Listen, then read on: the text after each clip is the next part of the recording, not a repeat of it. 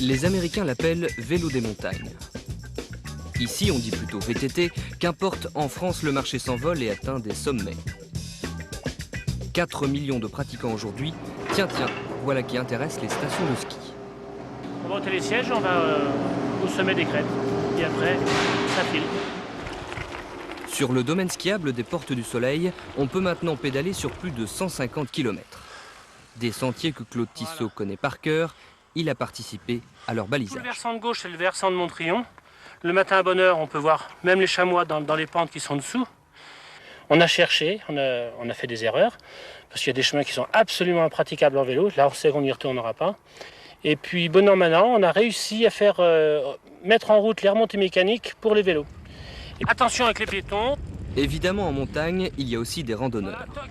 Les VTTistes ne croisent pas que des amis. Je trouve que ça détruit un petit peu les chemins de randonnée. Bon, on est obligé un petit peu de les laisser passer. Et puis bon, nous on aime, c'est regarder le paysage en même temps. Eux, je n'ai pas l'impression qu'ils puissent vraiment regarder et apprécier le paysage. Donc bon, ils peuvent faire du vélo un petit peu ailleurs. Ailleurs, dans les airs par exemple. C'est du télésiège que Claude et ses clients contemplent la montagne. À peine 10% des remontées du domaine sont ouvertes en été, mais on n'y fait jamais la queue. Détente assurée. On essaye de trouver les marmottes qui sont dessous, là. Et alors?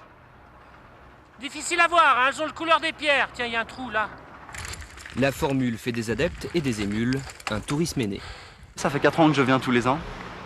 Pour le vélo. Pour le vélo et puis surtout pour les remontées mécaniques parce que c'est beaucoup plus pratique. Moi j'aime bien la descente, la montée pas tellement. La descente cette fois fera 10 km jusqu'à la station. Le VTTiste ne traînera pas en route car l'orage menace et à vélo comme à pied, on se sent tout petit quand la montagne gronde.